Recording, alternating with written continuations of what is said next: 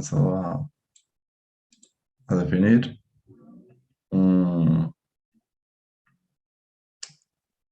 Clasificación según los niveles o según las cargas de servicio. Y estábamos en la investigación de subsuelo, ¿cierto? ¿Sí? ¿De acuerdo? Bueno. Habíamos dicho que dependiendo de la categoría, si es alta, media, baja, media, alta o especial, pues me va a definir el número de sondeos y la profundidad. Entonces, si tenemos categoría baja, la profundidad mínima son 6 metros. Lo tenemos que hacer necesariamente con equipos mediante perforación estándar, SPT, o mediante rotación, con una broca tipo NQ, que son brocas de perforación. Si es categoría media, hasta 15 metros, mínimo 4 sondeos. Categoría alta, 25 metros, 4 sondeos. Y especial, 30 metros, mínimo 5 sondeos. Vamos a ver así cómo, habíamos visto también cómo se van a distribuir, ¿cierto? Ayúdame, Juan Felipe. A ver. Vale, profe. Nos habíamos quedado en la E, si no estoy mal. En la E. O en la F. Listo, a ver. Desde la E, entonces. Sí, desde ahí, si quiere, o reiniciamos desde la A, como quiera. Iniciamos desde la A. Vale, profe. Los sondeos con recuperación de muestras deben constituir como mínimo el 50% de los sondeos practicados en el estudio definitivo. B. En los sondeos con muestreo se deben tomar muestras cada metro en los primeros 5 metros de profundidad y a partir de esta profundidad en cada cambio de material o cada 1.5 metros de longitud del sondeo. Pero, un segundito. Bueno, espere, no estoy grabando. Un segundo.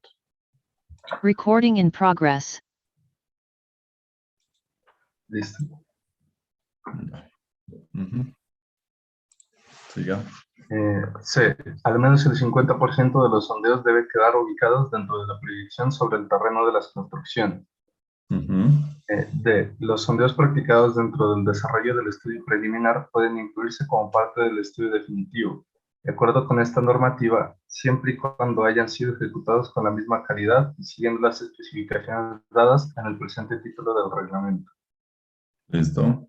El número de sondeos finalmente ejecutados para cada proyecto debe cubrir completamente el área que ocupará la unidad o unidades de construcción contempladas en cada caso, así como las áreas que no quedando ocupadas directamente por las estructuras o edificaciones, serán afectadas por taludes de corte u otros tipos de intervención que deban ser considerados para evaluar el comportamiento geotécnico de la estructura y su entorno. Y F. En registros de perforaciones en ríos o en el mar, es necesario tener en cuenta el efecto de las mareas y los cambios de niveles de las aguas, por lo que se debe reportar la elevación y no la profundidad solamente del estrato, debidamente referenciada a un dato preestablecido. Bueno, listo. Entonces, ¿qué es lo que me dice acá? Me dice, bueno, usted tiene que cumplir como mínimo con estos requisitos. ¿Listo? Si yo hago un estudio previo, puedo tomar esa información del estudio previo para complementarlo con el estudio definitivo. O mejor dicho, en el estudio definitivo puedo incluir la información en el estudio previo, siempre y cuando pues las muestras y el procedimiento haya sido de acuerdo a norma. Cuando hay ríos y marea, el problema es que el cambio de nivel freático es muy complicado, ¿cierto? O sea, sobre todo digamos, en el mar. Usted en la mañana puede tener la marea baja y en la tarde mucho más alta. Eso hace que pues cambie completamente las condiciones de suelo. Lo que le está diciendo es coja un punto de referencia, una cota, y identifique los niveles de variación de esas mareas con respecto al nivel de la construcción. ¿Listo? Veamos a ver acá. Siga. Listo. Profundidad de los sondeos. Por lo menos el 50% de todos los sondeos debe alcanzar la profundidad dada en la tabla H321. Ahí un momentico. Sí. Acuérdese de la tabla, mire. Entonces acá me exige 3 sondeos hasta 6 metros, 4 hasta 15, 4 hasta 25 y 5 hasta 30. ¿Qué me está diciendo allá? Me dice, por lo menos el 50% de los sondeos debe llegar ¿a qué profundidad?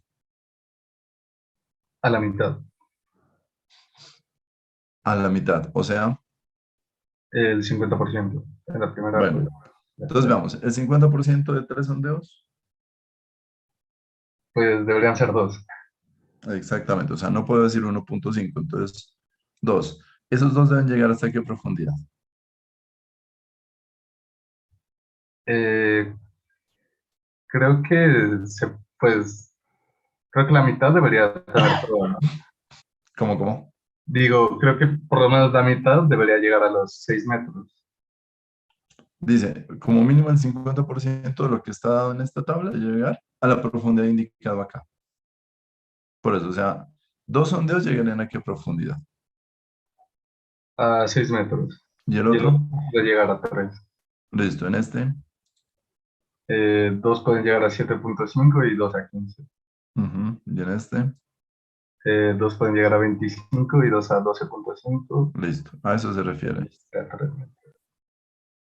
Bueno, siga. Listo. Bueno, afectada a su vez por los siguientes criterios, los cuales deben ser justificados por el ingeniero geotecnista. La profundidad indicativa se considerará a partir del nivel inferior de excavación para sótanos o cortes de explanación. Cuando se construyan rellenos, dicha profundidad se considerará a partir del nivel original del terreno. Bueno, le damos otra vez, todo otra vez. Vale. Por lo menos el 50% de todos los sondeos debe alcanzar la profundidad dada en la tabla H32/1, afectada a su vez por los siguientes criterios, los ¿Cuáles cuales criterios? los que siguen a continuación. O sea, desde la A hasta la I. Hasta que ¿Listo? siguen. Listo. Entonces, me perdí. Ya, afectados a su vez por los siguientes criterios, los cuales deben ser justificados por el ingeniero geotecnista. La profundidad indicativa se considerará a partir del nivel inferior de excavación para sótanos o cortes de explanación. Cuando se construyan rellenos, dicha profundidad se considerará a partir del nivel original del terreno. Bueno, listo. Una pregunta antes de leer esto. Cuando yo tengo, mejor dicho, yo quiero hacer solo el 50% de los sondeos que lleguen a la profundidad de la tabla anterior. Pero me dice, deben ser justificados por quién. ¿Por el geotecnista?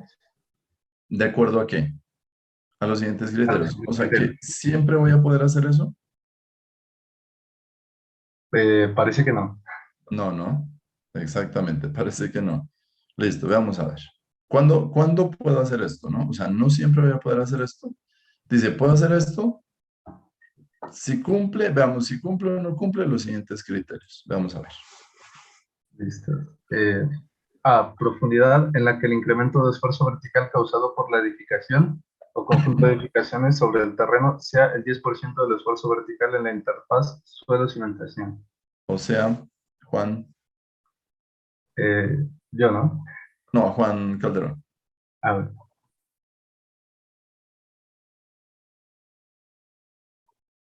A ver, lea, lea.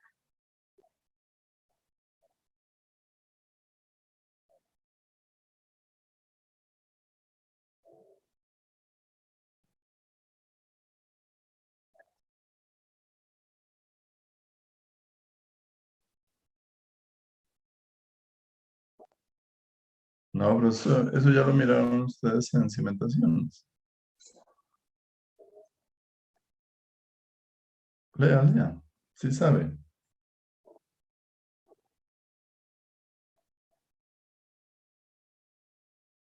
Hasta ahí. Cuando usted coloca una edificación sobre un suelo, ¿qué está haciendo? Incrementando el esfuerzo. ¿Cuál esfuerzo? El vertical, pues obviamente, por el peso de la edificación. ¿Sí o no? Si no hay edificación, pues el suelo no tiene incremento de esfuerzo, ¿cierto? Está con el propio peso del suelo que está de ese nivel hacia arriba. Pero apenas yo le coloco una carga adicional, pues incremento el esfuerzo. Hasta ahí no hay problema. Siga.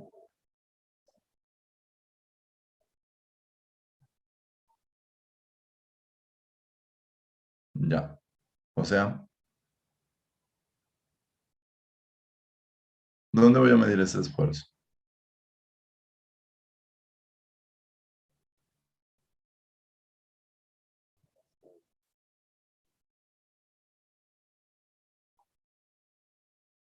¿Qué profundidad voy a medir ese incremento de esfuerzo del 10%?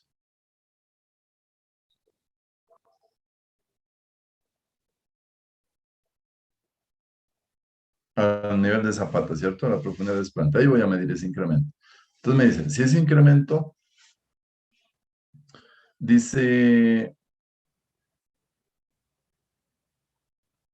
dice profundidad en la que el incremento de esfuerzo vertical causa o conjunto de edificaciones sobre el terreno sea el 10% del esfuerzo vertical de interfaz suelo-cimentación. O sea que si es del 10% o menos, según esto, ¿qué puedo hacer?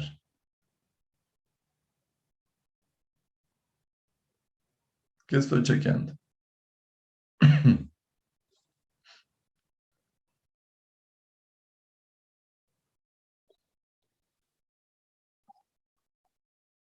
O sea, ¿este numeral para qué es? Listo, yo ya llegué, chequeé y me da menor al 10% el incremento de esfuerzo a nivel de la zapata. Y,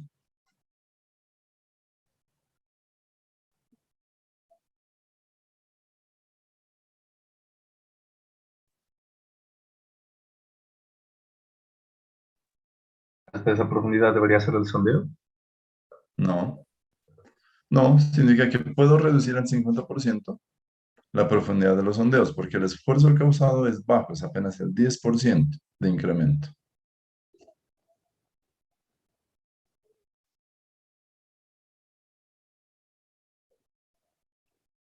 Exactamente, eso es más o menos lo que me está diciendo ahí. O sea, el incremento de esfuerzo es muy bajo. Entonces, como es muy bajo, pues dice, no, no hay necesidad de que baje tanto con el estudio de suelos. ¿Por qué? Porque el incremento de esfuerzo va a ser pequeño. Entonces, no hay problema, recorta el 50% los sondeos. Eso es lo que me está diciendo ahí. ¿A qué nivel mido el esfuerzo? A nivel del suelo de cimentación, o interacción entre suelo y cimentación, o sea, en la profundidad de ese plan. Listo, sigue.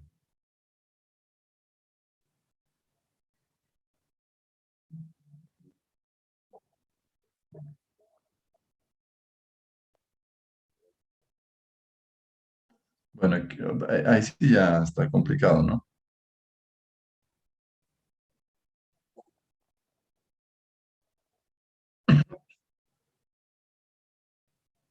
Es que me les dice, por lo menos el 50% de los sondeos deben alcanzar la profundidad en la tabla anterior, afectada a su vez por los siguientes criterios, los cuales deben ser justificados por el ingeniero geotecnista.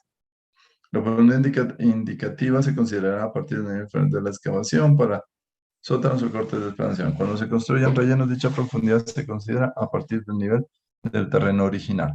Entonces, dice, si tengo 1.5 veces el ancho de la losa corrida de cimentación. Luego dice 2.5 veces el ancho de la zapata de mayor dimensión. Bueno, a ver cómo interpretamos eso. ¿De qué estoy hablando? Pues que ahí no se sabe de qué estoy hablando, ¿no?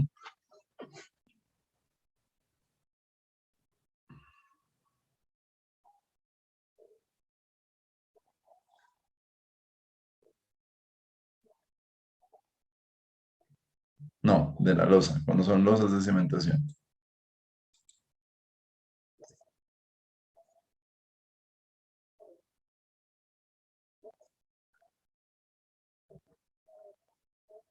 No.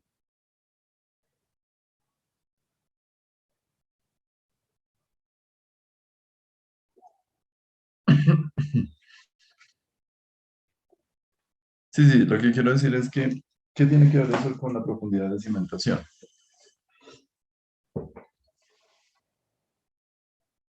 ¿Listo? O sea, todo lo que estoy haciendo es tratando de justificar que puedo reducir el número de, no el número, la profundidad de sondeación. Eso es lo que estoy tratando de justificar.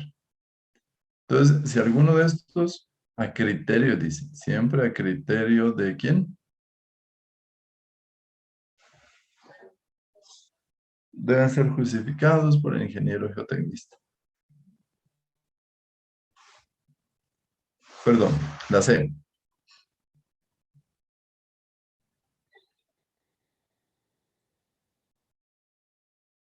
Listo, la D.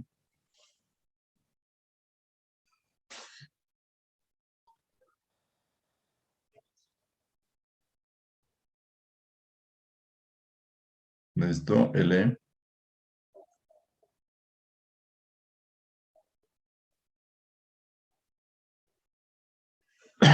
Ahora vamos a mirar qué es todo eso. El F.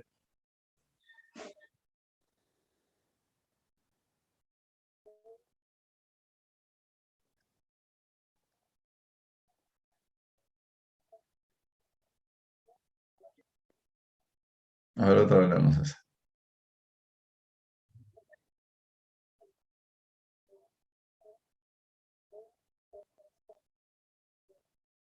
Ahí, ahí. O sea, si yo tengo un sótano que mide 3 metros, ¿hasta qué profundidad llevo el sondeo?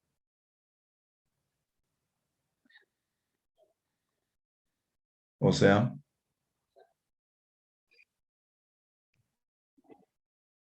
3 metros. O sea que yo como mínimo debo bajar,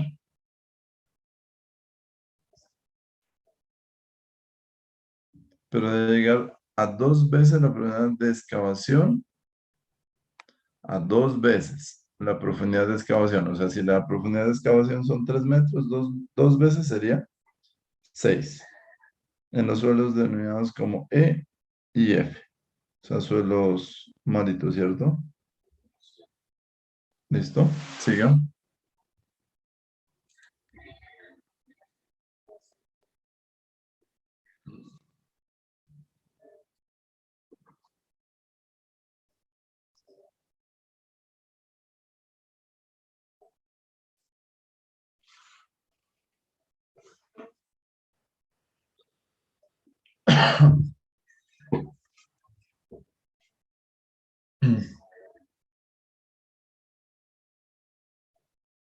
Ujú,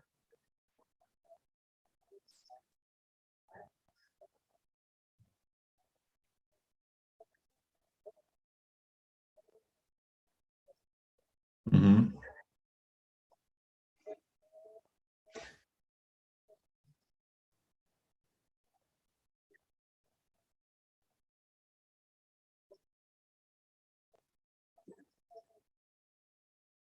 ujú,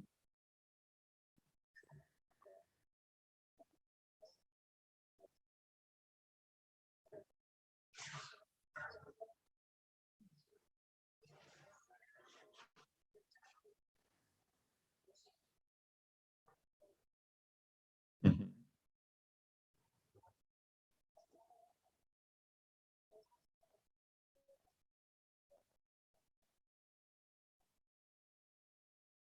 ujú,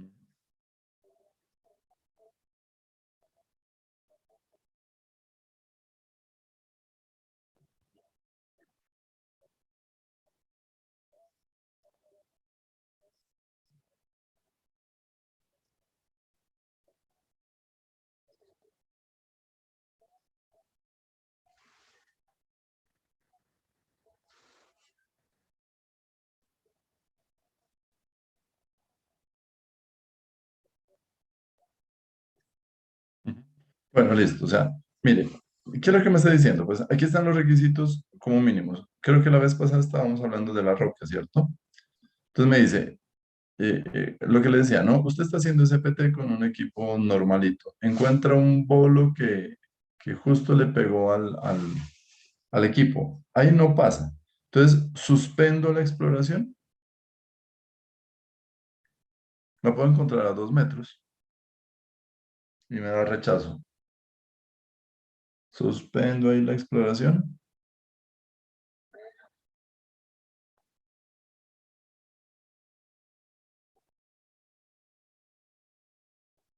Ujú,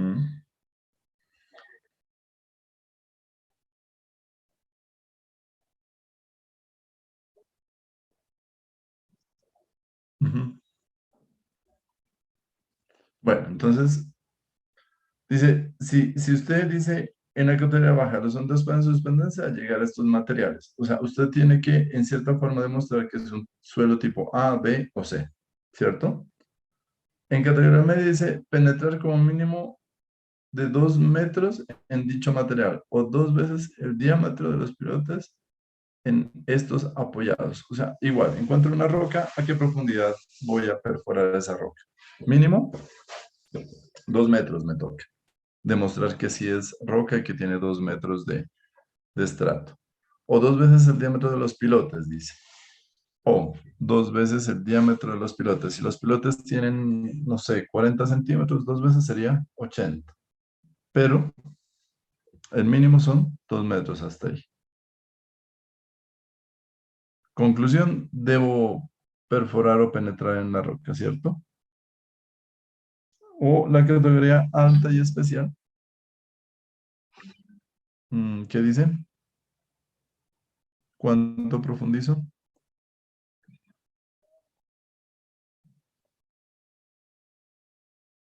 Ujú.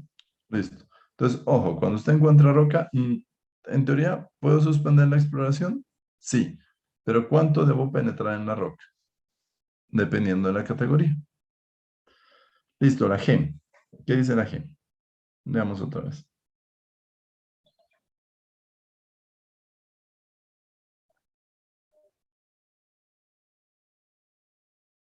Ujú,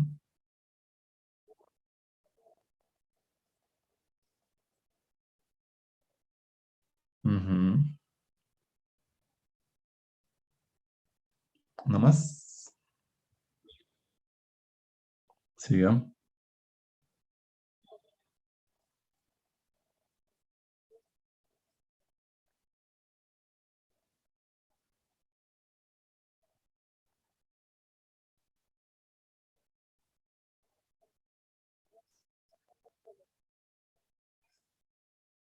Ujú.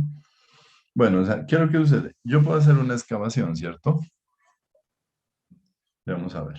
2 sótanos, por ejemplo. A ver, este es el nivel de terreno.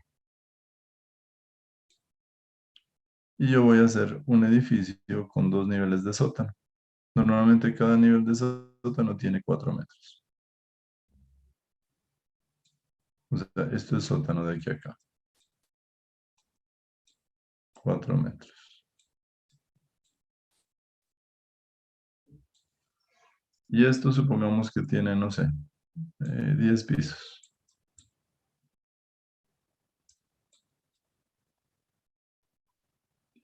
10 pisos. Bueno, ahí. Listo. Así a simple vista, ¿qué clasificación tiene esta exploración? ¿Categoría baja, media, alta o especial?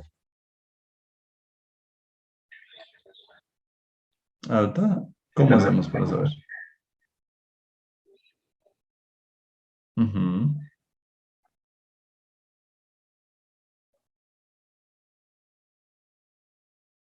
Bueno, ujú.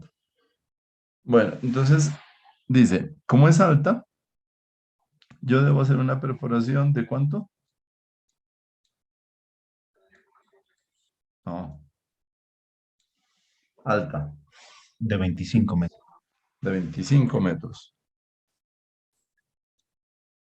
¿Medido desde dónde es la pregunta? Sí, desde la parte de abajo de los sótanos sería. Exactamente, dice, desde el nivel de la exploración. O sea, los 25 yo no los mido desde aquí, me toca medirlos desde aquí. O sea que la profundidad de exploración de cuánto va a ser. Medida desde el nivel cero. 29. En últimas, yo tengo que bajar 29 metros. O sea, estos 4 aquí no me los hacen válidos, ¿no? Me dicen, no, usted mida desde este punto. A ver qué pasa hacia abajo. Con una profundidad de ¿cuánto? De 25 metros. Si no tiene sótano, no hay problema, lo puedo hacer desde el suelo, desde el nivel de andén, digámoslo así. Pero si tengo sótanos, me dicen, no señor, los 25 metros le toca desde aquí. Y si encuentro roca, que es lo más seguro, aquí voy a encontrar una roca. Fijo. Pongámosle que esta roca tiene 1 metro. ¿Qué hago?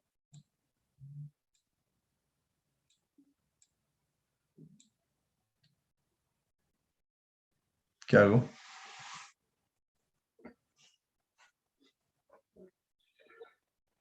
Tengo que perforar. Supongamos que eso está a 3 metros.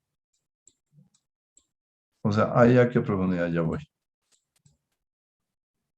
Cuando encuentro esa roca. 7 ya voy, ¿no? A eso se refiere. O sea, dice, usted en el estudio suelos tiene que ser lo más completo posible. ¿Listo? ¿Y qué hago yo normalmente? A veces no suspendo, sino que reduzco la profundidad de un sondeo, nada más cuando es categoría alta. El lío es que el estudio de suelo se vuelve costoso, porque a usted le cobran por metro lineal de perforación. ¿Ya? Entonces un estudio de suelos de esos puede valer perfectamente, imagínense, son 4 sondeos a 29 metros en teoría, ¿no? Ah, bueno, o 2 sondeos, póngale. 30 metros. Vale 150.000 pesos con todo, un sondeo. Entonces sería 150.000 por,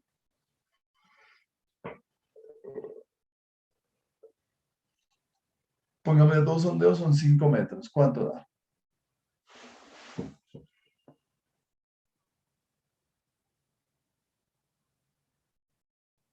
Son 4 sondeos a 25 metros, pero yo puedo reducir al 50% supuestamente, ¿no?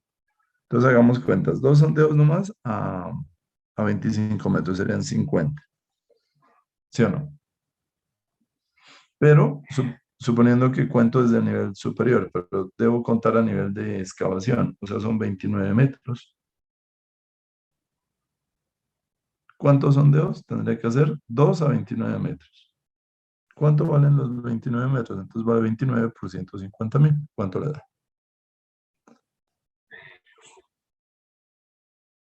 Mm, ¿Qué te dio ese valor? 29 por 150.000. Ah, ya, 2 sondeos. ¿Cuánto le dio? Listo, esos son 2 sondeos. ¿Y los otros 2 sondeos a qué profundidad los voy a llevar?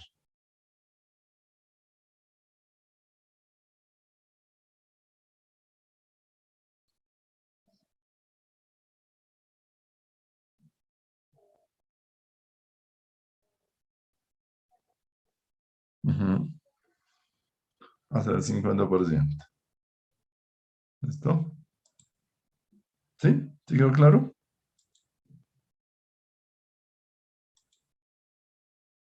¿Sí o no?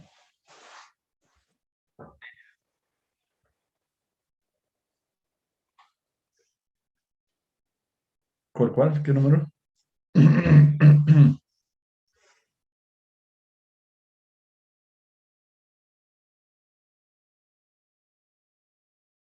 Ujú. A ver, léelo otra vez.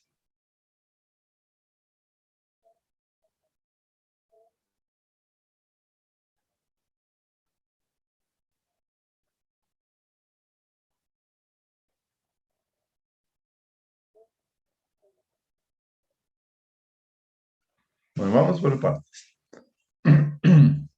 Dice, es posible que alguna de las consideraciones precedentes, o sea, estas que estamos mirando, conduzca a sondeos de una profundidad mayor a la dada en la tabla H321. Lo que estamos diciendo, si tengo 2 sótanos y me pide 25 metros, entonces no son 25, sino ¿cuánto? 29 metros. Ahí hay un caso de esos. Listo. Entonces, ¿qué pasa? Yo no puedo decir que como tengo 2 sondeos a 25 metros, pero uno de esos lo voy a hacer a 30 y 30 son 60 metros, entonces voy a cumplir con ¿cuánto? Con 50. ¿Sí me explico? ¿Sí? O sea, usted tiene 2 sondeos de ¿cuánto? Tiene un sondeo aquí y otro sondeo acá. ¿De cuánto están esos? De 29. ¿Cuánto dan los dos? Metros lineales.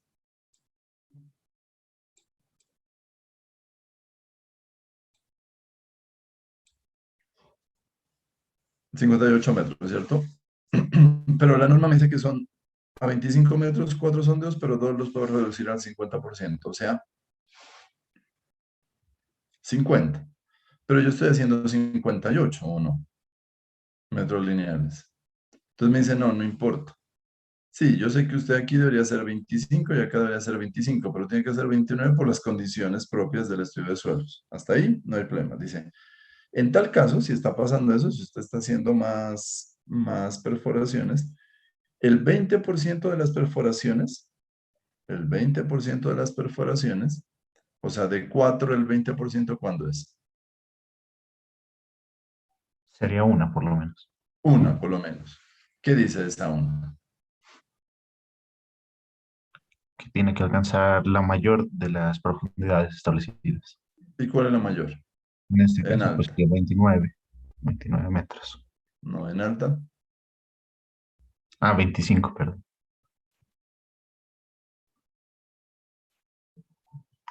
Mm, a ver. Puede haber dos casos. Un caso es que en que la profundidad de los sondeos sea mayor a la tabla anteriormente establecida. Ahí no tendría problema, ¿cierto? Pero puede haber otro caso donde todos los sondeos me dio roca y todos los sondeos llegué a 12 metros y paré los sondeos, los cuatro sondeos. No los hice a 25 metros, sino sí, a 12 metros, pongamos. Entonces, todos los sondeos los termino a 12 metros. Al No, menos la mitad tiene que cumplir con toda la profundidad. Ujú. O sea, si hay valores menores a esa tabla, por lo menos el 20% de esos sondeos debo llegar a la profundidad mínima de la tabla. ¿Sí? Eso es lo que me está diciendo. La profundidad menores. Si yo no estoy llegando a 25 metros, sino a 12 metros, me dice, listo, usted puede suspender a 12 metros por las condiciones preestablecidas anteriormente. Entonces no bajo a 25 o a 29 metros, sino que bajé a 12, póngale. Listo, y los cuatro sondeos solo pude bajar a 12 metros. ¿Qué hago en ese caso? ¿Estoy bien?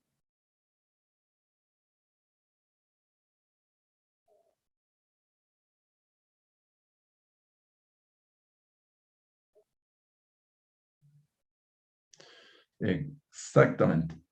El 20% de 4 son 8, eso punto 8, lo próximo a 1. Ese sí debe llegar a la profundidad mínima establecida en la tabla anterior. A pesar de que a mí me dio roca relativamente sana, ¿a qué profundidad? A 10, 12 metros, supongamos. Eso es lo que me está diciendo acá. O sea, así como le puede dar menos profundidad, también le puede dar más profundidad. Si le da menos, en todos los casos, porque le salió roca, cualquier cosa, entonces me dice, no señor, el 20% debe cumplir con el máximo o con el mínimo, con el mayor, mejor dicho, de la tabla anterior. ¿Listo? El I.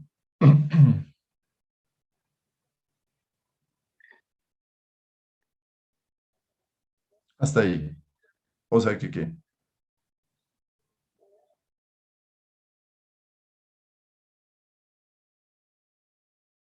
No, no le está diciendo eso.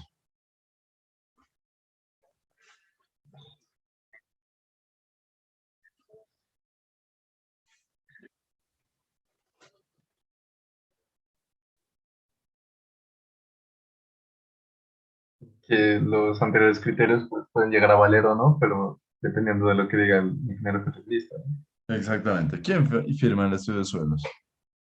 El ingeniero geotecnista. ¿Quién es el responsable del estudio de suelos? El ingeniero geotecnista. Listo. Entonces le dice, pregúntale al geotecnista. Él es el responsable de todo esto. Pero dice, si él no quiere hacer caso a nada de esto de acá, puede hacerlo, ¿cierto? Pero dice, primará el concepto del ingeniero geotecnista, quien definirá la exploración necesaria siguiendo los lineamientos ya señalados. Y en todo caso, y en todos los casos, perdón, el 50% de las exploraciones deberán alcanzar una profundidad por debajo del nivel de apoyo de la cimentación. O sea,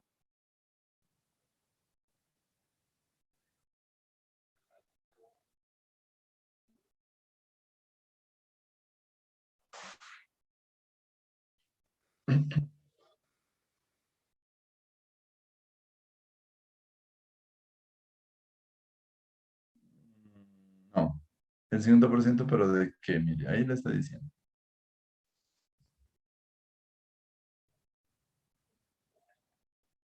No, lea.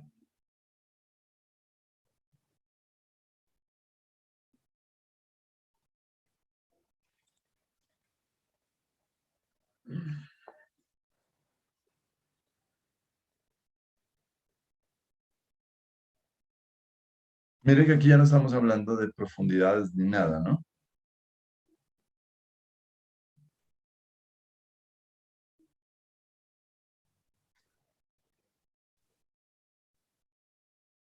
Ahí ya se,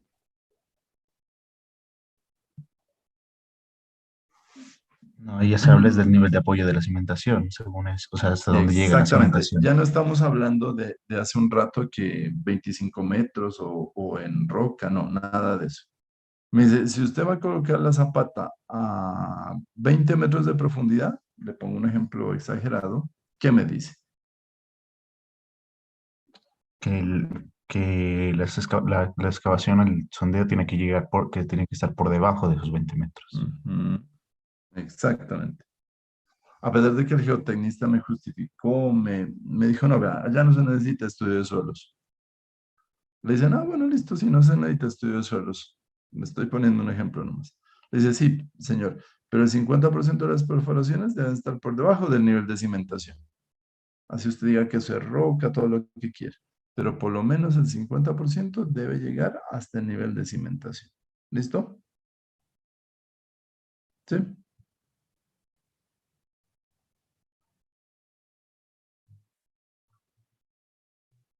Mm, sí, listo.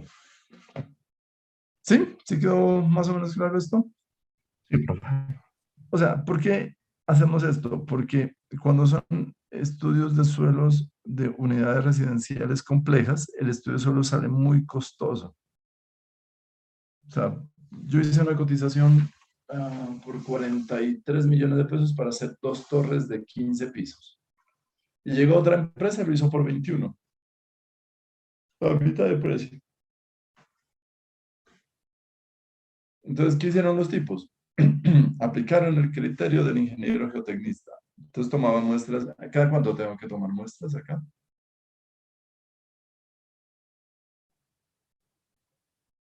¿Se acuerdan cómo dice la norma?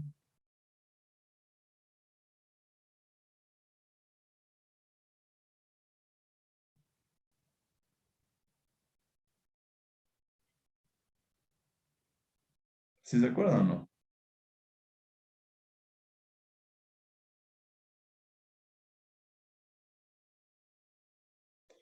Que cada cuánto debo tomar muestras de suelos en las perforaciones.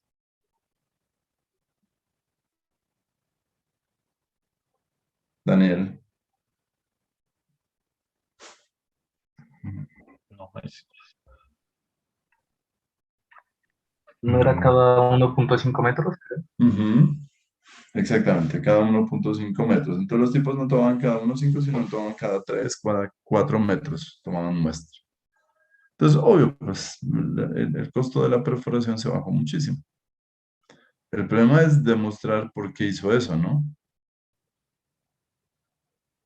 O sea, si uno se va por el lado estricto de la norma, salen estudios de suelos muy costosos. Entonces, ¿qué hace la gente? Dice por los laditos, pues por las ramitas. Bueno, listo.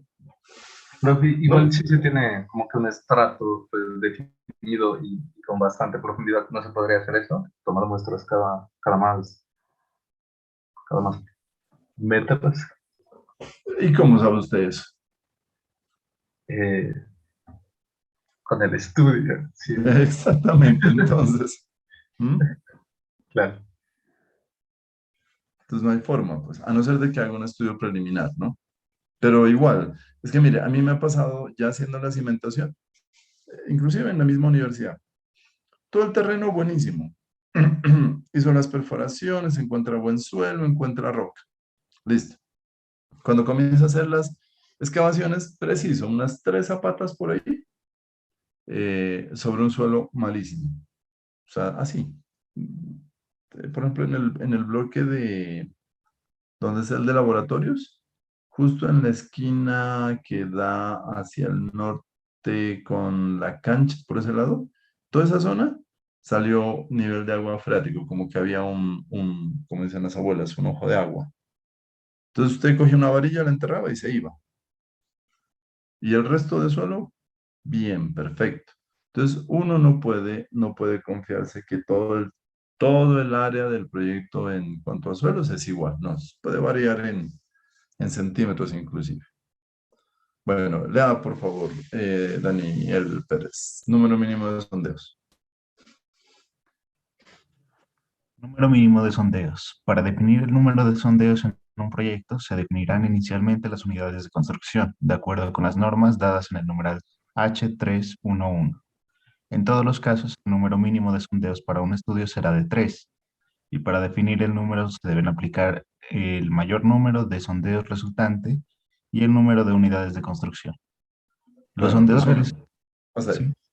Resumen. y que dice o sea, para escoger el número de sondeos se tiene que tener en cuenta el numeral H3, Ujú, nos dice arriba, pero que se tiene que tener un mínimo de 3 por lo menos, ujú.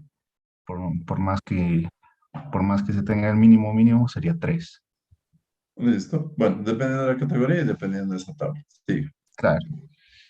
Dice, los sondeos realizados en la frontera entre unidades adyacentes de construcción de un mismo proyecto se pueden considerar válidos para las dos unidades siempre y cuando domine la mayor profundidad aplicable.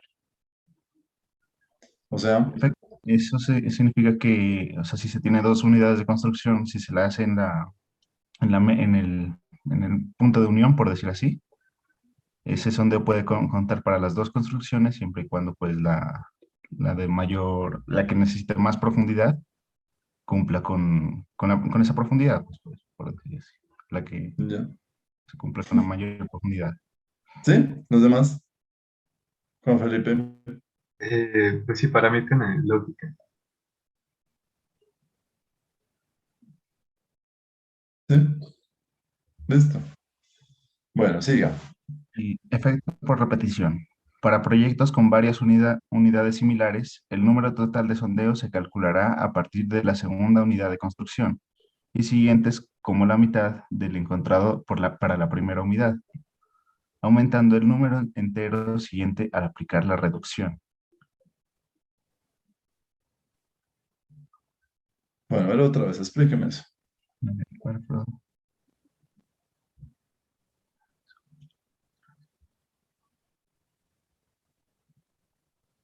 ¿Mm? O sea, esto,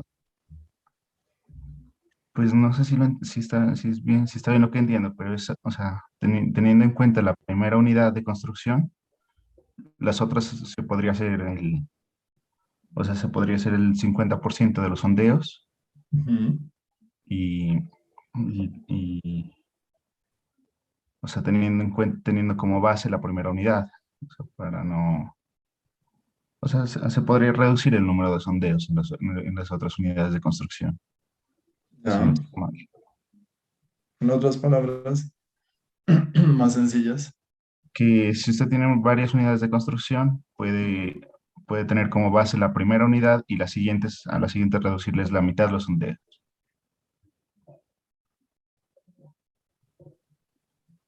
A ver. em,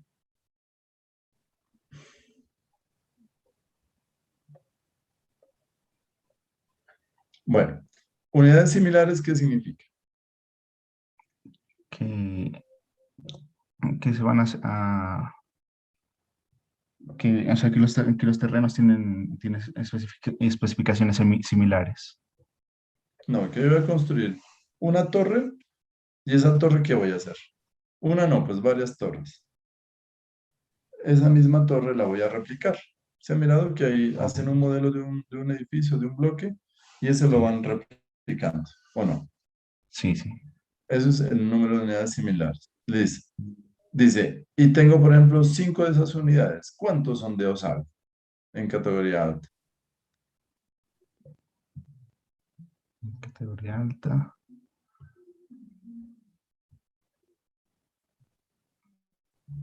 Serían 12 sondeos, si es que todo... Sí, 12 sondeos.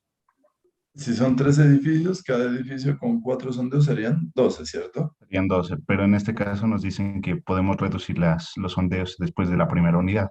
Ya, o sea que a la primera, ¿cuánto les hago? 4. Y a la segunda, Ahí ya pueden ser 2.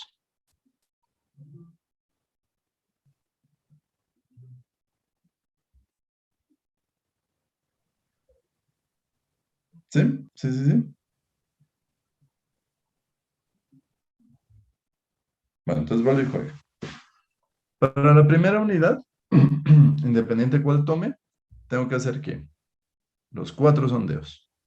¿Listo? Y las siguientes, la siguiente unidad, es decir, el siguiente bloque, ¿qué hago? Me dice, puedes reducir a la mitad, ¿cierto? Y esa a mitad aumenté al número entero siguiente al aplicar la reducción. O sea, tengo 4 sondeos. La siguiente unidad le hago ¿cuántos? 2. 2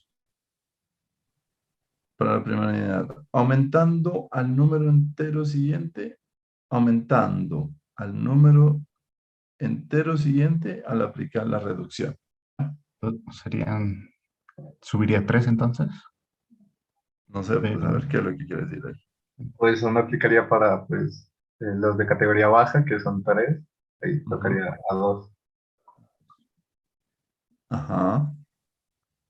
Entonces dice, los siguientes unidades de construcción puedes reducir al 50%, dice, aumentando al número entero siguiente al aplicar la reducción, o sea, redondeando al número siguiente, no bajándolo, sino aumentándolo.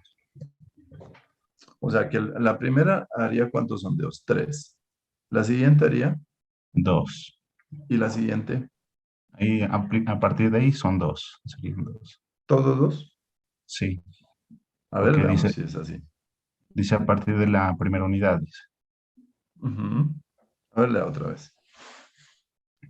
Dice, para proyectos con varias unidades similares, el número total de sondeos se calculará a partir de la segunda unidad de construcción y siguientes como la mitad del encontrado para la primera unidad, aumentando al número entero siguiente al aplicar la reducción.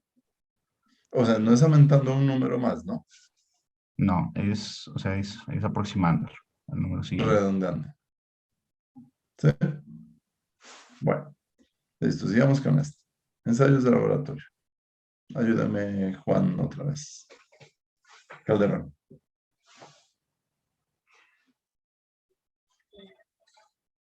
Ujú,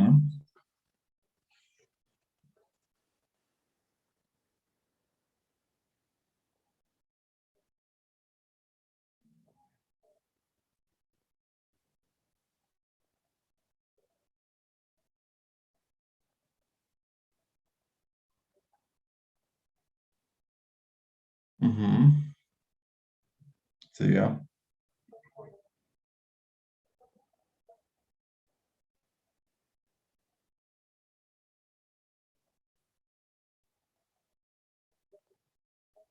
Ya.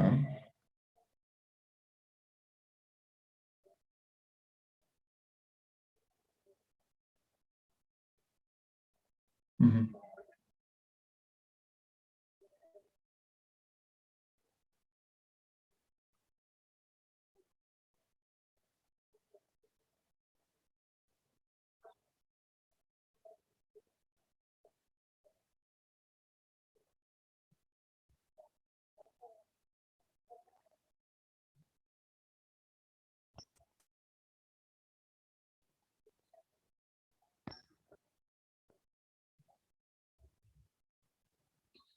O sea,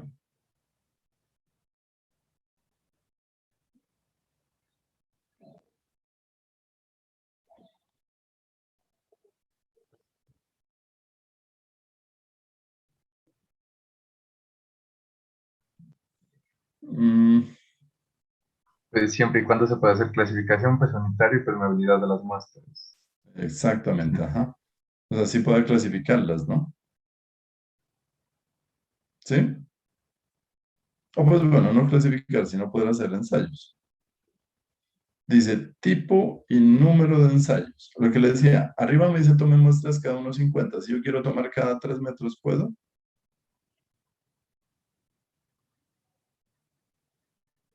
Si así lo desea el ingeniero geotecnista. Si así lo dice el ingeniero geotecnista, o sea, todo es ingeniero geotecnista aquí. Dice, el ingeniero geotecnista ordenará los ensayos de laboratorio que permitan conocer con claridad la clasificación, peso unitario y probabilidad de las muestras escogidas. Igualmente, los ensayos de laboratorio que ordena el ingeniero geotecnista deben cumplir, debe permitir establecer con claridad las propiedades geomecánicas de compresibilidad y expansión en las muestras escogidas, así como las de esfuerzo de formación y resistencia al corte ante cargas monotónicas. Los análisis de respuesta de sitio deben realizarse con resultados de ensayos de laboratorio que establezcan con claridad las propiedades, esfuerzo de formación ante cargas cíclicas de los materiales de las muestras que creo que le está diciendo acá, usted verá cuántas muestras toma. En tal caso, usted me tiene que demostrar o me tiene que justificar las propiedades mecánicas de ese suelo. Si quiere hacer poquitos ensayos, haga poquitos ensayos. Pero usted me demuestra que eso se aguanta en últimas o no. ¿Sí? Bueno, veamos esta así de rapidez nomás, que no es muy de nuestra área, pero mirémoslo. Propiedades básicas. Ahí. Ayúdame, Juan Felipe, otra vez. Bueno, propiedades básicas. Las propiedades básicas para la caracterización de suelos y rocas son como mínimo las siguientes. Propiedades básicas de los suelos. Las propiedades básicas mínimas de los suelos a determinar con los ensayos de laboratorio son peso unitario, humedad y clasificación completa para cada uno de los estratos o unidades estratigráficas y sus distintos niveles de meteorización. Igualmente debe determinarse como mínimo las propiedades de resistencia en cada uno de los materiales típicos encontrados en el sitio mediante compresión simple o corte directo en suelos cohesivos y corte directo o SPT en suelos granulares. Bueno, ustedes se acuerdan, ¿no? Hay algunos ensayos que solo puedo hacerle a los finos y otros a los granulares, ¿no? Dependiendo de la clasificación que usted tenga. Propiedades básicas de la roca.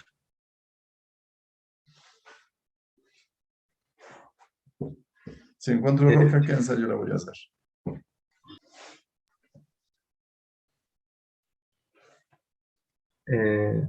Leo lo que dice ahí abajo. Sí. Vale. Las propiedades básicas mínimas de las rocas a determinar con los ensayos de laboratorio son peso unitario, compresión simple o carga puntual y eventualmente la alterabilidad de este material mediante ensayos tipo desleimiento, durabilidad o similares. Ya, listo. Entonces, el problema a una roca no hay muchos ensayos que se le puedan hacer, ¿no? O sea, lo único, por ejemplo, ensayo de corte le puedo hacer a una roca. No. No, porque es súper resistente, entonces no va a tener resultado. Y además no hay un equipo que haga el corte en una máquina convencional. ¿Peso unitario? Sí. Lo más importante que yo le puedo hacer a una roca es la compresión simple o carga puntual, se llama. Aplicar una carga y a ver con qué esfuerzo se rompe. Y listo. Eso es lo único que puedo hacer. Dice, ¿y eventualmente qué? Ensayos tipo desleimiento, durabilidad o similar. Como de... Listo. Señor. Serán como de tipo solubilidad, algo así. No, mentira. No, no, como para desliar la roca, ¿no? ¿Para qué? ¿Para ensayarlo? Claro, el ensayo de desleimiento, o sea, ¿cómo sería?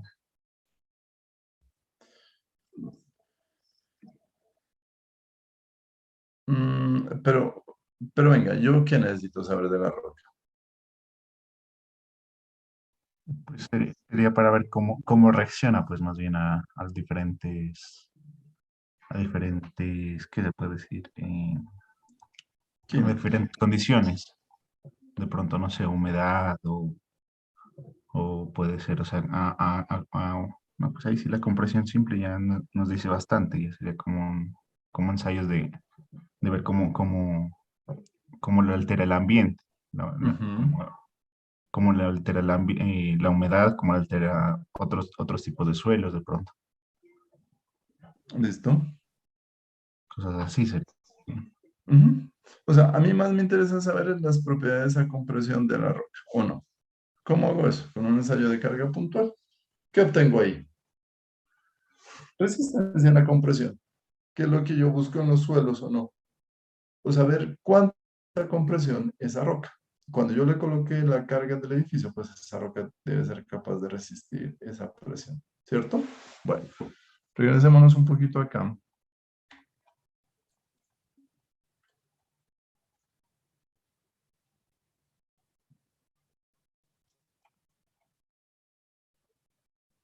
Listo, veamos esto. Factores de seguridad. Lea, lea, Daniel. A ver, factores de seguridad, definición.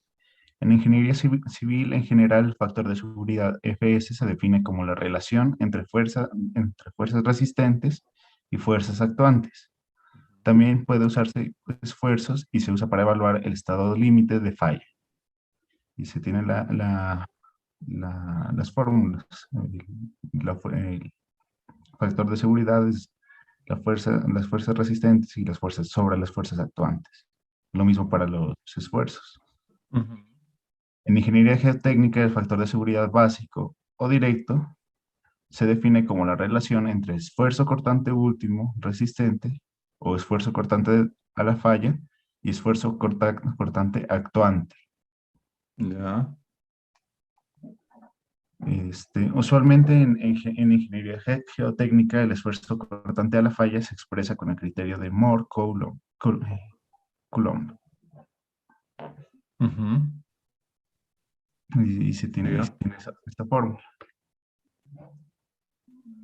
Bueno, entonces casi todos los resultados es con diagrama de Moore, ¿cierto? Sí. Interpolamos, sacamos el esfuerzo 1, el esfuerzo 2, ¿qué más calculamos? Esfuerzos calculamos, ¿no? Casi siempre. Sí, más que todo son puros esfuerzos. ¿Son qué? Perdón. Son puros esfuerzos a tensión y a compresión, pero Ujú. en Pero este como caso son unos sería, cuantos esfuerzos de tensión, claro, son puros acá compresión más que todo. listo. Mira esa formulita.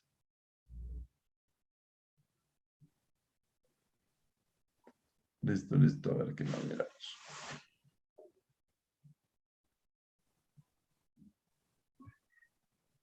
Bueno, entonces mire, el factor de seguridad en últimas es igual a qué? Esta relación, ¿cierto? ¿Qué es FR y qué es FA? Fr es la fuerza la que puede resistir, la fuerza máxima que puede resistir. Y la Fa es la que se está aplicando, la que está actuando, ¿no? En ese momento. Listo, entonces mire, siempre el factor de seguridad va a ser igual a la carga sobre un factor de reducción, digámoslo así, o mejor dicho, un valor de factor de seguridad. Al hacer la división, obviamente, esta carga, bueno, aquí estamos hablando de factores de seguridad, ¿no? Pero el factor de seguridad, ¿qué hace con la carga en últimas?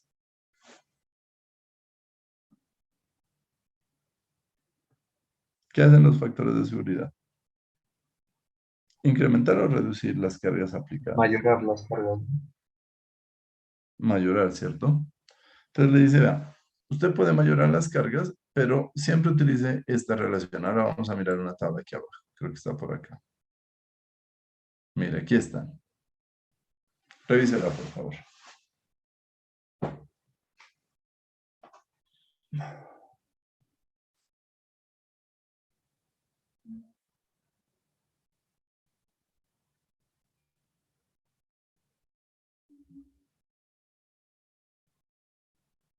¿Listo? ¿Lo revisó?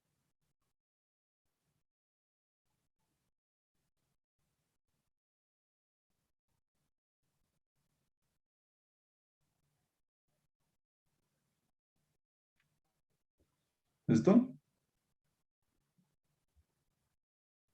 Entonces, mire, hay un factor de seguridad, ¿cómo es que dice? FSBM y FSBUM. ¿Qué es eso? Aquí arriba está, ¿no? La explicación. Seguridad básica. Sí.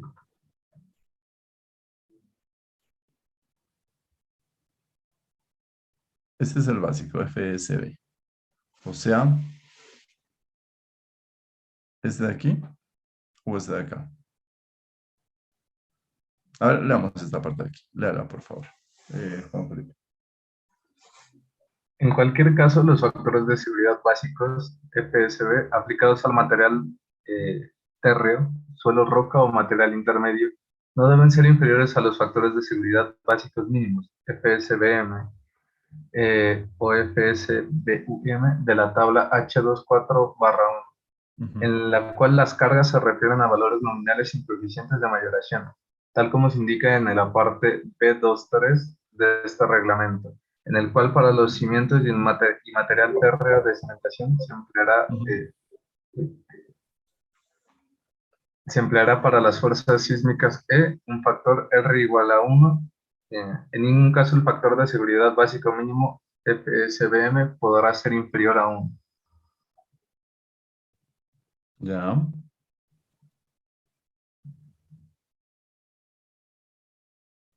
Bueno, entonces estamos hablando de dos cosas, ¿no?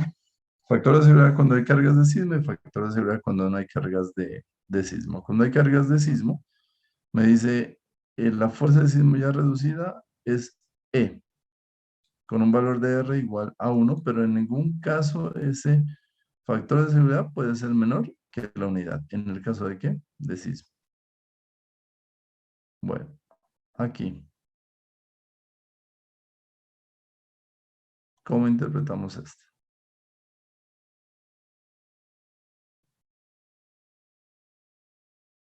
¿Mm?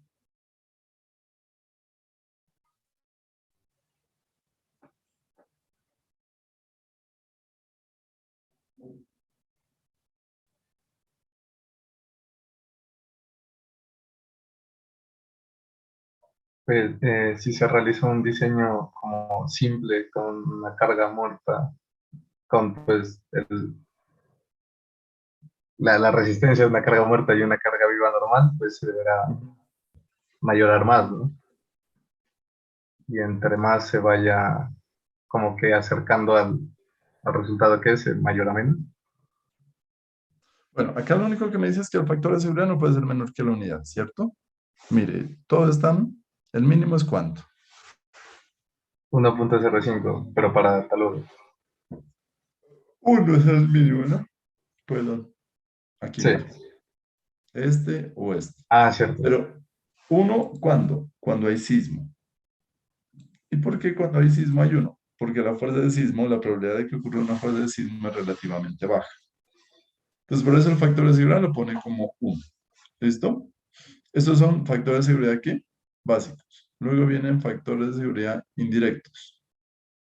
Lea.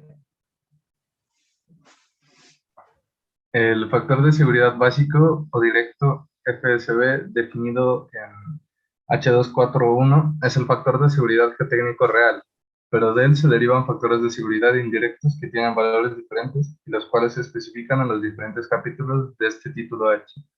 Pero en todo caso se debe demostrar que el empleo de estos FS indirectos implica factores de seguridad básicos FSB iguales o superiores a los valores mínimos FSBM. Ya.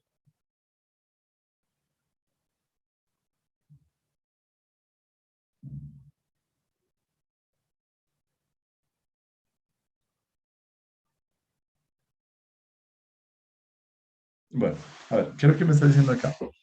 Usted no puede aplicar un factor de seguridad eh, mm, sobre otro factor de seguridad, ¿cierto? O sea, el factor de seguridad obviamente va a ser único. No puede estar aplicando factor de seguridad por factor de seguridad. Primera nota. Segunda nota, el factor de seguridad nunca va a ser menor de 1. Y tengo dos tipos, los directos y los indirectos, o el básico y el indirecto, perdón. El básico fue lo que miramos, ¿cierto? Es el real, me dice. O sea, ese es el que el suelo debería tener. Pero dice, de él se llaman factores de seguridad indirectos que tienen valores diferentes y los cuales se especifican en los diferentes capítulos del título H. Pero en todo caso se debe demostrar que el empleo de estos factores de seguridad indirectos implica factores de seguridad básicos iguales o superiores a los valores mínimos de FSB. O sea, los factores de seguridad básicos o los mínimos, digámoslos así, son los FSBM, que son estos de acá. Ah, estos, ¿no? Aquí. Bueno, ¿por qué me da dos factores de seguridad? Diseño y construcción, me dice.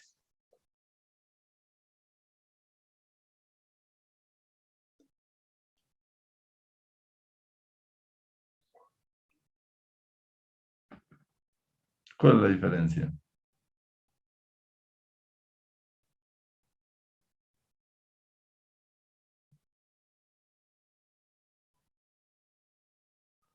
¿Mm?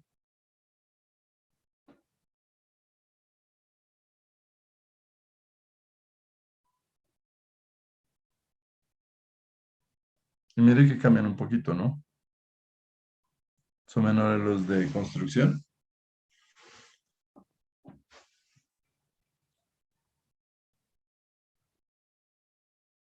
Bueno, los indirectos me dice, vaya mirando en el código y vaya mirando a ver dónde le permiten aplicar esos factores de seguridad indirectos.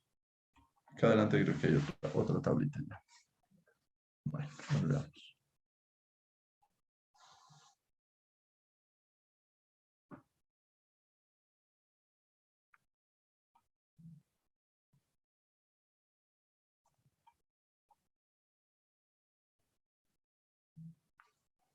Mira aquí. Aquí ya estamos diseñando la cimentación. Mire los factores de seguridad.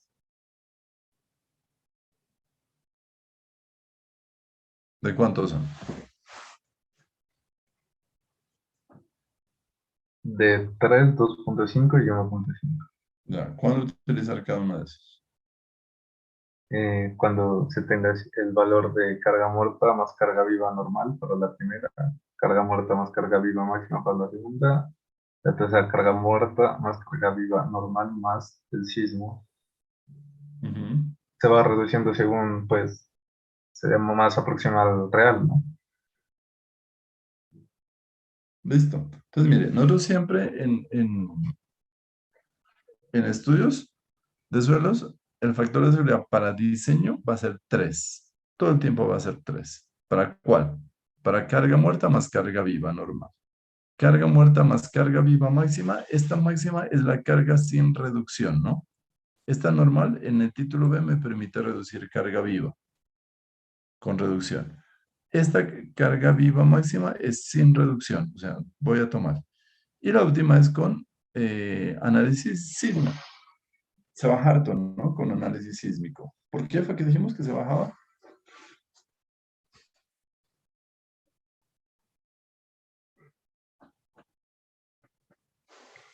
Digo, ¿por qué se baja ese factor de seguridad cuando hay sismo?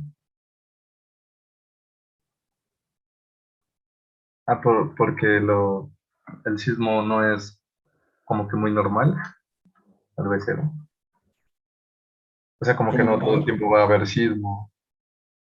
Exactamente. ¿Todo el tiempo va a haber carga de sismo? No. ¿Cada cuánto hay una carga de sismo? De verdad no sabría, pero pues debe tener un alto periodo de tiempo, ¿no? Mm. Entonces, mire,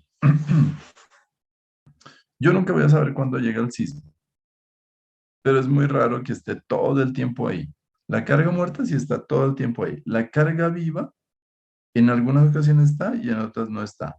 Y el sismo en algunas ocasiones está y no está. Entonces, poner un factor de seguridad, suponiendo que todo está al tiempo actuando, es muy complicada la probabilidad o muy baja la probabilidad. Entonces, ¿qué hace? Dice, no, pues como la probabilidad es muy baja, entonces utilicemos 1.5. Solo en el caso de carga de sismo. ¿Listo? Bueno, ¿hasta ahí preguntas?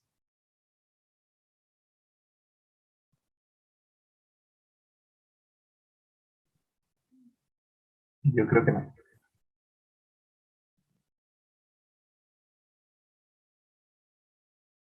¿Mm? No, profe.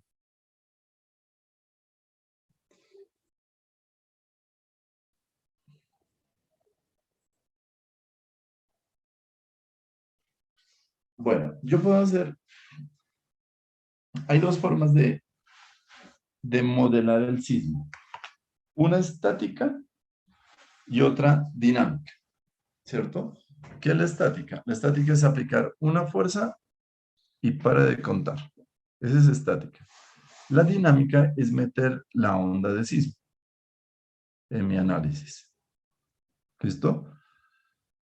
Estática y la otra dinámica. Pero usted sabe que el sismo no es estático, ¿sí o no?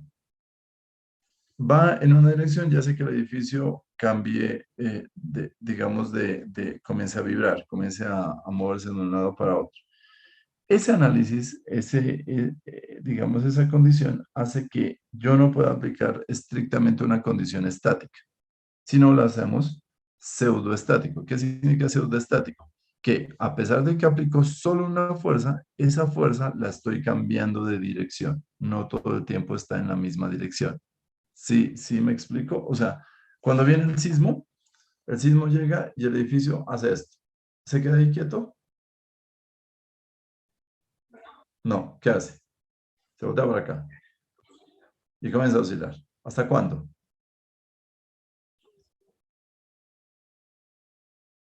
Y el edificio también, por la amortiguación, por el coeficiente de amortiguamiento que tiene el edificio, se quede quieto. Entonces, todo ese movimiento hace que yo no pueda aplicarle solo una fuerza ahí se quede. ¿Qué tengo que hacer? Aplicar otra vez otra fuerza acá. Pero cada vez esa fuerza tiene que ser menor hasta que se quede quieto. Ese análisis es lo que nosotros llamamos pseudoestático. Si no, tenemos que hacerlo dinámico, ¿cierto?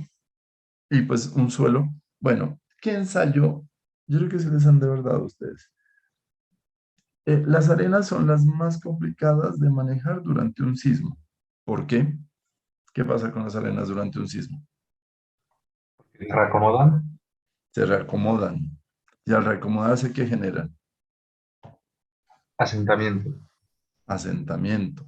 Y generan otro efecto, que es el de licuación o licuefacción. ¿Qué es eso?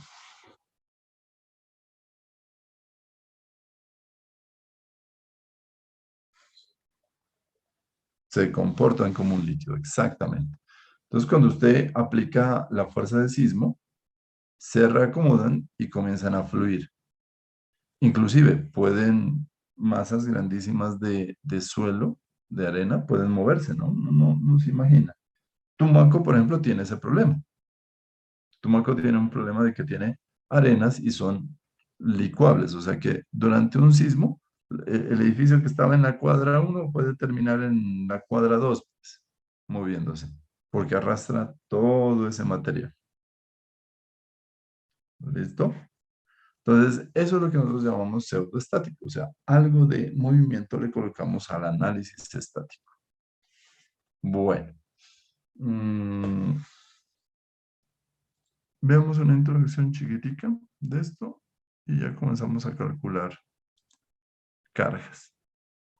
Bueno, entonces mire, yo puedo tener diferentes configuraciones de una losa de cimentación. Estas son las figuras en planta y esas son las figuras de sección transversal. O mejor dicho, aquí está la sección transversal y aquí está la planta. Sección transversal y planta. La figura A, sí, mira cómo está la sección en alzado y mire cómo está la planta. Obviamente cada uno de estos punticos son las columnas, ¿no? En planta. Pero mire la sección transversal. ¿Cómo la está mirando? ¿Sí mira la diferencia entre esta y esta?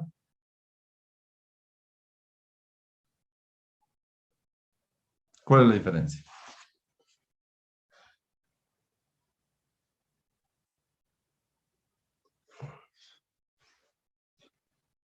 Juan Calderón. Todas son losas. ¿Qué cambia? Mire bien. A ver, se lo voy a proyectar. Ahí mejor.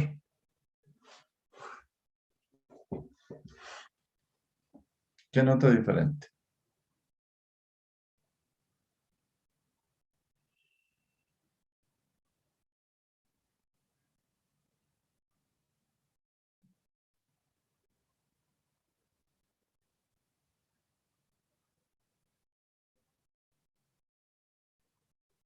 ¿Mm?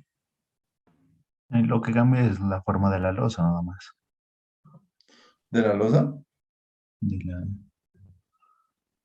No, la losa mire que es casi igual en todas, ¿no? son Mire. el tipo de apoyo, se podría decir. Ajá, algo así. Mira lo que está cambiando aquí. Es en la Mire, parte de abajo. compare este con este. Ajá.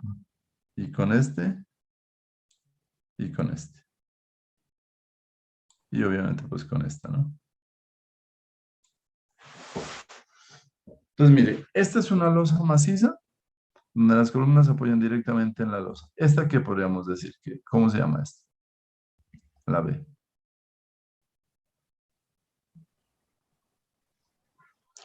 Losa maciza, pero las vigas están embebidas en la losa.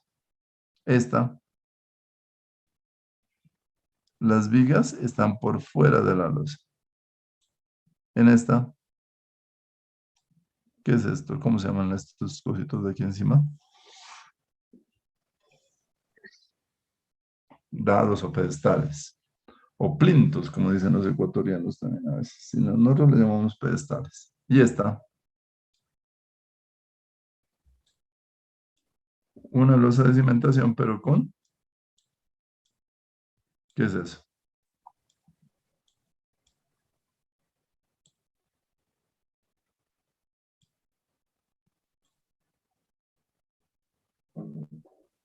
¿Mm?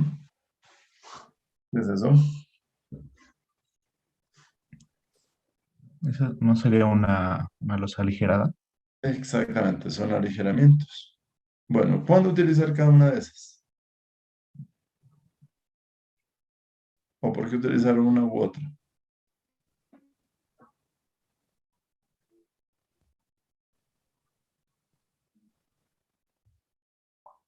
La bailase tal vez si el suelo es un poco malo, para que tenga como cierta fricción ahí o algo así.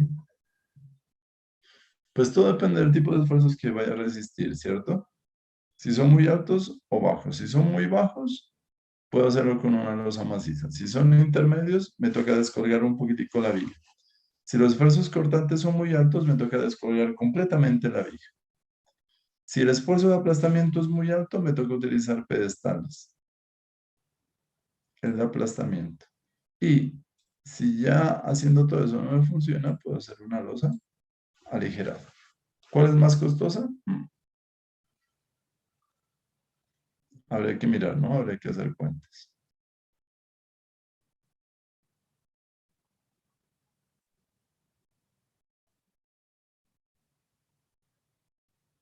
¿Listo? Bueno, veamos aquí a ver.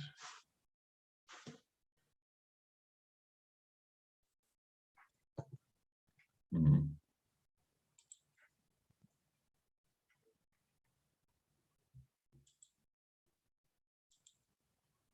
Bueno, entonces mire, ¿qué hacemos en las losas de cimentación?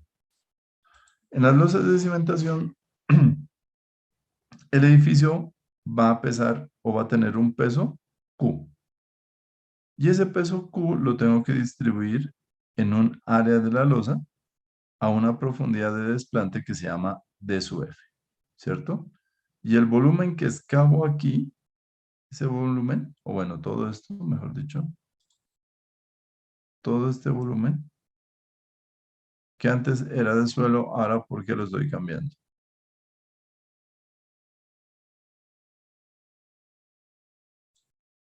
Cuando se ve torcido. Bueno,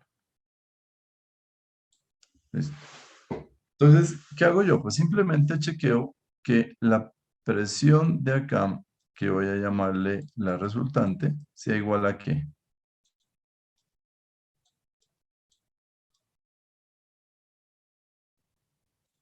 ¿Sí o no? Pues eso es básico. No hay complique en eso. ¿A qué profundidad? A una profundidad de desplante. Ahí en ese caso, mire que estoy haciendo sótanos, ¿o no? Sí. Tendríamos sótano, ¿cierto? ¿O no?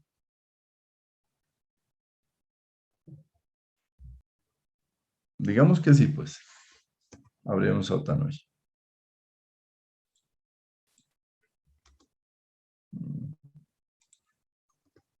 Bueno, esa se llama cimentación sobre qué?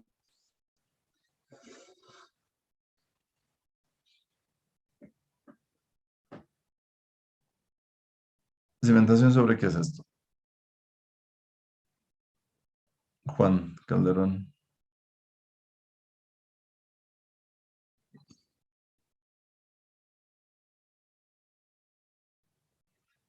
¿Mm?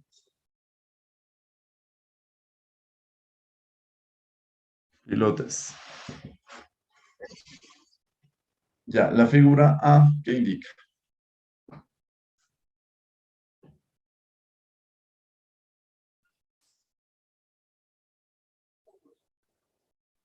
¿Dónde transmite la carga?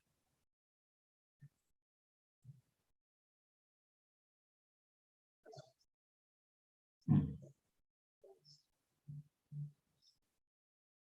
Exactamente, yo siempre busco estratos rocosos, ¿no? Que son buenos para resistir carga. La segunda,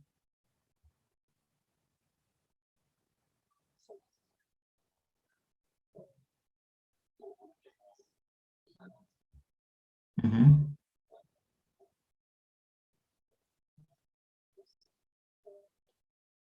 O sea, esta fuerza de aquí encima, esta de aquí, ¿quién la resiste?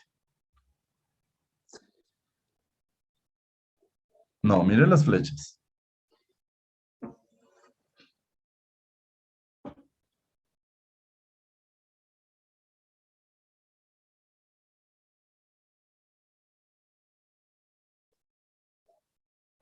Bueno, o podríamos decir, no necesariamente que cada una aguanta por aparte, sino que sumadas las dos, ¿cuál?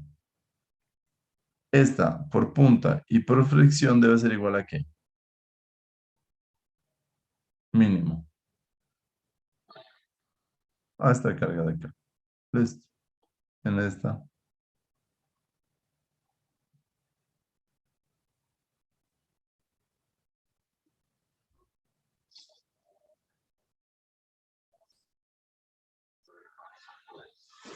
Exactamente. Hay esfuerzos horizontales por sismo o por empuje de suelo. ¿Quién resiste? Resiste el pilote con fuerza horizontal, algo de fricción y algo de efecto por punta. Este,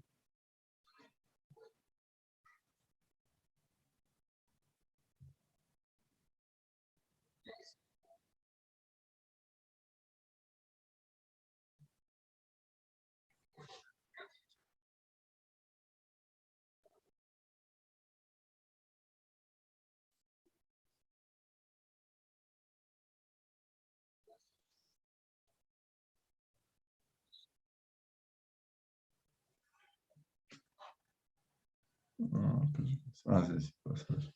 Ahí mire. Entonces, mire, hay un estrato. ¿Qué está haciendo ese estrato?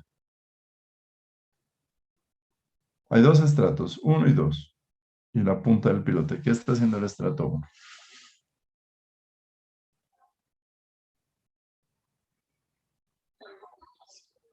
O sea, tiene Ayuda a resistencia la carga.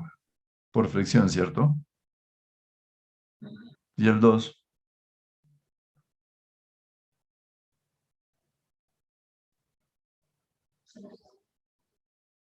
entonces no es lo mismo.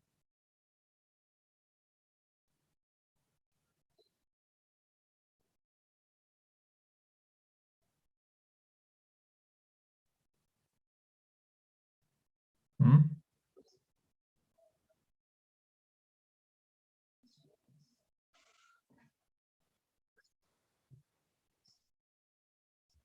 Mire lo que está haciendo este suelo de acá. Y mire lo que está haciendo este suelo acá.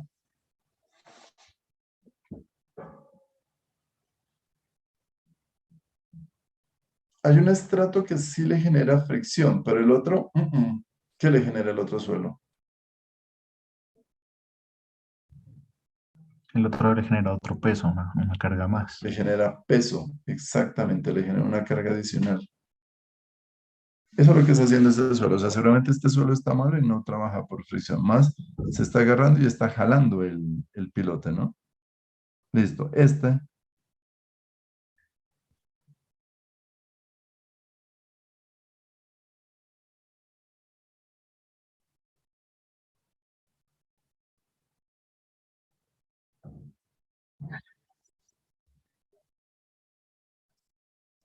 exactamente.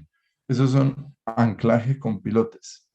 Entonces, ¿qué está haciendo? Por fricción, evita que se salga el pilote. ¿Cuándo se utiliza este tipo de pilotes? Cuando la zapata tiene un momento muy alto y trata el suelo de, mejor dicho, la zapata trata de levantar el pilote. Entonces, estos pilotes no es para que actúen por punta, sino por fricción únicamente, ¿sí? Para que no se levante la cimentación. En edificios muy altos sucede eso. Los pilotes no trabajan por carga vertical, sino para que no se voltee el edificio. Y esta última figura, la F, ¿cuándo utilizo pilotes? Ahí le está diciendo, ¿no?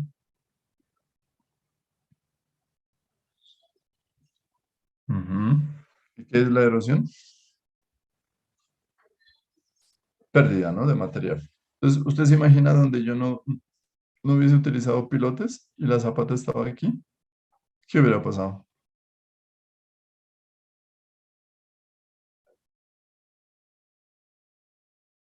¿Mm? Llegaba y se sentaba. Eso es típico en puentes, ¿no? En puentes, la corriente de río lava el material que está alrededor de la pila. Lo raro es que arrastra el material y cuando baja la crecida, adivine qué hace.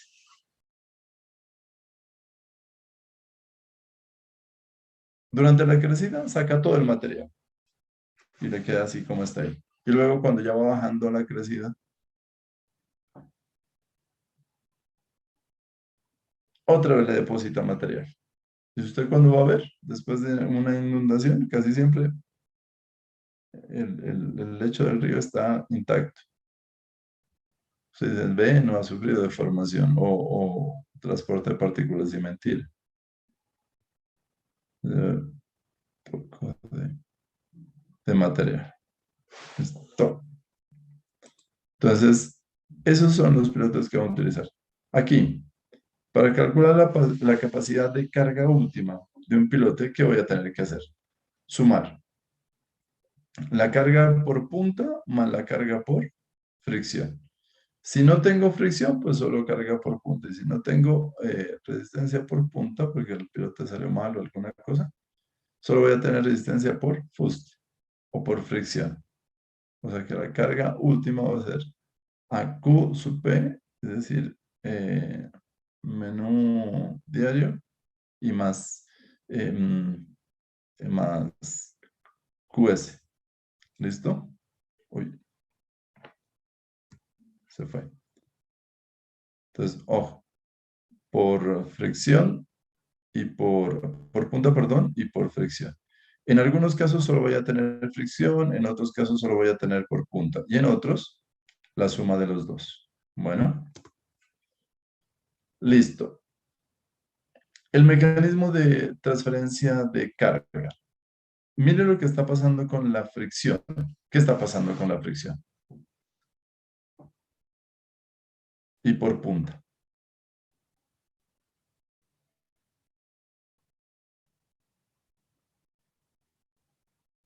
¿Mm?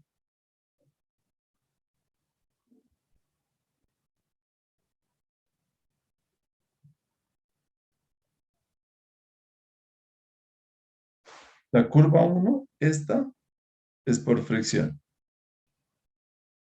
¿Qué está pasando con la fricción? Mm, cambió. Entre más profundidad, menos fricción se aplica. Ujú. O sea que va a llegar un punto en que ¿qué? En que esta se convierta en cero. Se convierte en cero. O sea, ¿qué quiere decir eso? Que usted un pilote, no lo voy a poner de 60 metros. ¿Eso significa que los 60 metros le van a funcionar? No necesariamente. Puede No que, necesariamente. puede que llegue a un punto en donde ya no aplique fricción. Exactamente. Eso es la curva 1. La curva 2,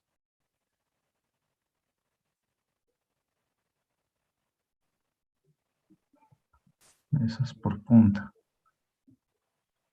la 2 es por punta, ¿cierto? Lo mismo, ¿cierto? Va a llegar un punto en que ¿qué? En que se convierta en cero.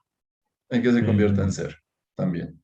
O sea que los pilotes no tienen longitud infinita. O sea, no puedo considerar que así yo tenga un pilote de, ¿cómo le digo?, de 60, 70 metros, los 70 metros estén funcionando por punta y por fricción. No es cierto. Aquí,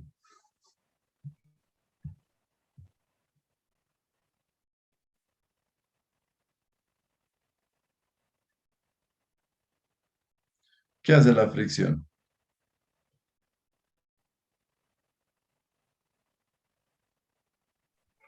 inicia en cero y en aproximadamente a la mitad de la columna del pilote llega a su máximo Mm, y vuelve a bajar otra vez. mm.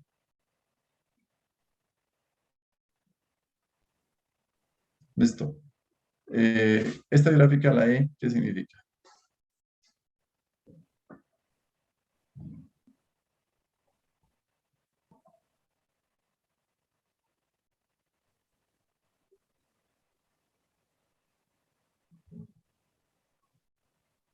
¿Mm? Figura E, ¿qué indica?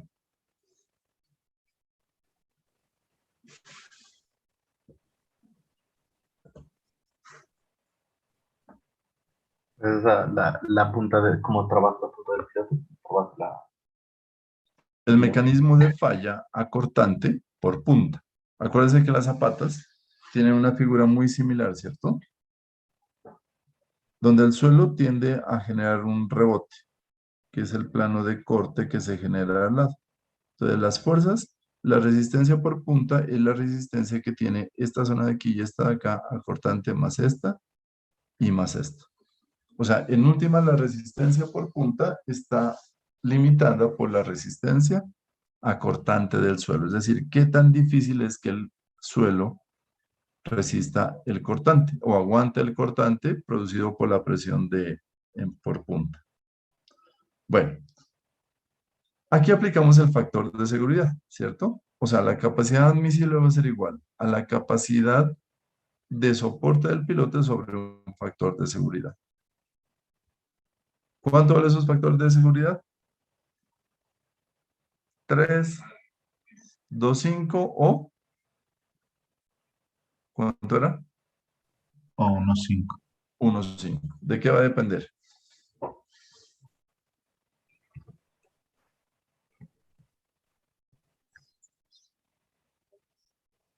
De la combinación que esté utilizando más bien. ¿Cuándo utilizo 3? Cuando solo le aplico al pilote viva más muerta. Utilizo 3. Viva más muerta más viva máxima. ¿Cuánto era? 2, 5. 2, 5. Y cuando aplico viva más muerta más, ¿qué era? Más el sismo. Más el sismo. ¿Cuánto? 1, 5. 1, 5. Entonces, ahí voy a tener la capacidad admisible. Ya cuando divida entre el factor de seguridad. Entonces, ¿qué significa eso? Que cuando yo como estructural voy a diseñar la cimentación, voy a tener que diseñarla para 3 estados de carga, ¿o no? Para viva más muerta únicamente y para viva, muerta y sismo. Y de esas escojo la más crítica. Por eso son las benditas combinaciones de carga. Bueno, esa capacidad por punta de suelos gruesos, ya lo vamos a mirar también. Si mira que la gráfica se vuelve ya constante. Entonces va a haber una profundidad crítica. ¿Qué es la profundidad crítica? Que en ese punto el esfuerzo no va a incrementar, a pesar de que usted está ganando profundidad, ¿no? O sea, no es hasta el infinito la resistencia de un piloto. Listo, jóvenes. Bueno, dejemos ahí si quiere. Les dice, por favor, a sus compañeros que las clases son lunes de 7 a 9 de la mañana y